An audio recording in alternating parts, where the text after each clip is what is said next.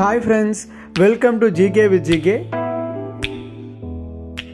நம்ம சேனலோட மிஷன் என்ன அப்படின்னு சொல்லிட்டு பார்த்தீங்கன்னா அனைவருக்கும் அரசு வேலை, அதாவது வேலைவாய்ப்பு செய்திகளை எல்லாத்துக்கும் கொண்டு போய் சேர்க்கணும் அப்படிங்கிறது தான் நம்ம சேனலோடைய நோக்கம். ஸோ வேலைவாய்ப்பு செய்திகளை பற்றி உடனே தெரிஞ்சுக்கணும் அப்படின்னா நம்ம சேனலை சப்ஸ்கிரைப் பண்ணிக்கிங்க, ப்ளஸ் உங்கள் ஃப்ரெண்ட்ஸுக்கும் ஷேர் பண்ணுங்கள்.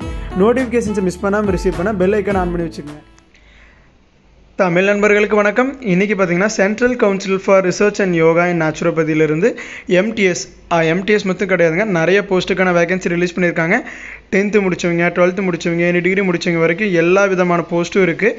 லாஸ்ட் டேட் February 28 அப்ளை பண்ணணும். ஸோ அதை பற்றின ஒரு கம்ப்ளீட்டான இன்ஃபர்மேஷன் இந்த வீடியோவில் பார்க்கலாம். எஜுகேஷன் குவாலிஃபிகேஷன் பார்த்தீங்கன்னா போஸ்ட்டுக்கு தகுந்த மாதிரி மென்ஷன் பண்ணியிருக்காங்க. ரிசர்ச் ஆஃபீஸர் யோகா நேச்சுரோபதிக்கு அதில் பிஹெச்டி முடிச்சவங்க அப்ளை பண்ணலாம், அல்லது எம்எஸ்சி யோகா முடிச்சவங்க அண்ட் பிஹெச்டி முடிச்சவங்க அப்ளை பண்ணலாம். ரிசர்ச் ஆஃபீஸர் நியூரோ ஃபிசியாலஜி பார்த்தீங்கன்னா எம்பிபிஎஸ் முடிச்சவங்க, எம்டி பிஹெச்டி முடிச்சவங்க அப்ளை பண்ணலாம். ரிசர்ச் ஆஃபீஸர் லைஃப் சயின்சஸ் பார்த்தீங்கன்னா எம்பிபிஎஸ் அண்ட் எம்டி அல்லது பிஹெச்டி இன் பயோகெமிஸ்ட்ரி முடிச்சவங்க, மாலிகுலர் பயாலஜியில் முடிச்சவங்க எல்லாருமே அப்ளை பண்ணலாம். எம்எஸ்சி பயோகெமிஸ்ட்ரி முடிச்சவங்க, பிஹெச்டி முடிச்சவங்களும் அப்ளை பண்ணலாம். ரிசர்ச் ஆஃபீஸர் கிளினிக்கல் சைக்காலஜி பார்த்தீங்கன்னா MBBS and MSc in clinical psychology முடிச்சிங்க அப்ளை பண்ணலாம், அல்லது வெறும் எம்எஸ்சி அண்ட் பிஹெச்டி முடிச்சிருக்கேன் கிளினிக்கல் சைக்காலஜியில் அப்படிங்கிறீங்களும் அப்ளை பண்ணலாம். மெடிக்கல் ஆஃபீஸர் அலோபதி பார்த்தீங்கன்னா ரெகக்னைஸ்டு குவாலிஃபிகேஷன், அதாவது இந்தியன் மெடிக்கல் கவுன்சிலோட ரெக்கமெண்ட் பண்ணக்கூடிய ரெகக்னைஸ்டு லைசன்ஸ் சர்டிஃபிகேஷன் இருந்துச்சு அப்படின்னா நீங்கள் அப்ளை பண்ணலாம். மினிமம் 3 years எக்ஸ்பீரியன்ஸ் இருக்கணும் ஹெல்த் கேர் இன்ஸ்டியூஷனில் அப்படிங்கிறது மென்ஷன் பண்ணியிருக்காங்க. ஸ்டாட்டிஸ்டிக்கல் அசிஸ்டன்ட், அதாவது மாஸ்டர் டிகிரி முடிச்சிருக்கணும் ஸ்டாட்டிஸ்டிக்ஸில், அல்லது எக்கனாமிக்ஸ், காமர்ஸ் ஆர் மேக்ஸில் மாஸ்டர், அதாவது எம்காம் அல்லது எம்எஸ்சி மேக்ஸ் முடிச்சவங்க எல்லோரும் அப்ளை பண்ணலாம். யூஜி டிகிரி முடிச்சவங்களும் அப்ளை பண்ணலாம். ப்ளஸ் ஆனால் யூஜி டிகிரி முடிச்சவங்க அப்ளை பண்ணீங்க அப்படின்னா 3 years எக்ஸ்பீரியன்ஸ் இருக்கணும். Assistant or assistant section officer, இது பார்த்தீங்கன்னா எனி டிகிரி, இந்த போஸ்ட்டுக்கு எனி யூஜி டிகிரி முடிச்சவங்க பிஎஸ்சி, பிஏ, பிகாம், பிஇ எல்லாருமே அப்ளை பண்ணலாம்.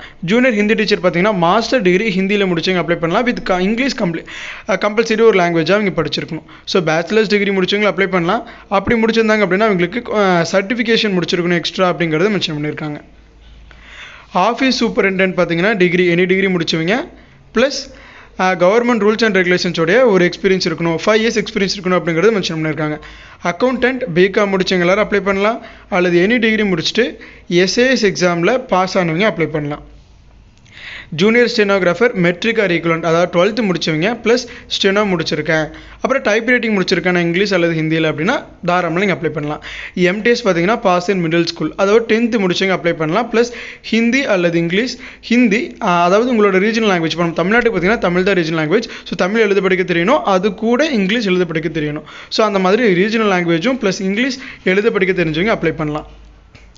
ஸோ ஏஜ் லிமிட் பார்த்தீங்கன்னா இந்த ஃபஸ்ட்டு மென்ஷன் பண்ணியிருக்கக்கூடிய இந்த 5 போஸ்ட்டுக்கு மேக்ஸிமம் 40 years இருக்கீங்க எல்லோரும் அப்ளை பண்ணலாம். Statistical assistant section officer 30 years இருக்கீங்க அப்ளை பண்ணலாம். Junior Hindi translator, office superintendent, accountant 35 years இருக்கீங்க அப்ளை பண்ணலாம். ஜூனியர் ஸ்டெனோகிராஃபர் 30 years இருக்கீங்க அப்ளை பண்ணலாம். எம்டிஎஸ் பார்த்தீங்கன்னா 25 years இருக்கீங்க அப்ளை பண்ணலாம். டோட்டல் வேகன்சி பார்த்தீங்கன்னா என்னென்ன போஸ்ட்டில் எவ்வளோ வேகன்சி இருக்குன்னு கொடுத்துருக்காங்க. மேக்ஸிமம் 30 to 40 வேகன்சிஸ் ப்ளஸ் இருக்குது. ஸோ வில்லிங் இருக்கீங்க எல்லோரும் அப்ளை பண்ணுங்கள்.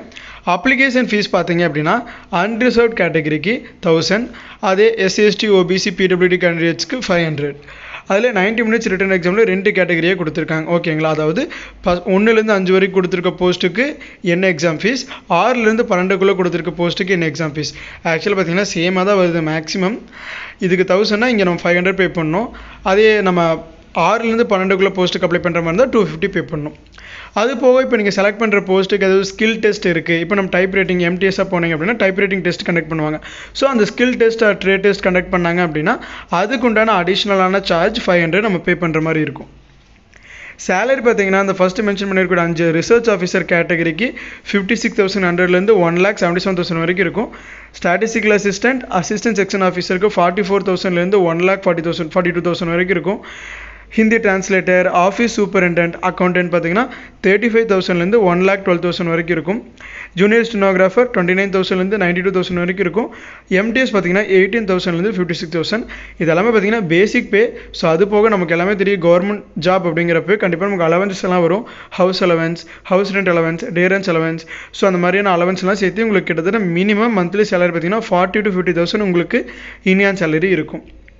எப்படி செலக்ட் பண்ண போகிறாங்க அப்படின்னா ரிட்டன் டெஸ்ட், ஆன்லைனில் அப்ளை பண்ணுறீங்க எல்லாத்துக்கும் அவங்களுக்கு உண்டான எக்ஸாம் சென்டர் எங்கே, எக்ஸாம் டேட் அண்ட் டைம் பார்த்தீங்கன்னா அவங்களுக்கு மெயிலில் கம்யூனிகேட் பண்ணுவாங்க. ஸோ அந்த சென்டரில் போய்ட்டு நம்ம எக்ஸாம் அட்டன் பண்ணுற மாதிரி இருக்கும்.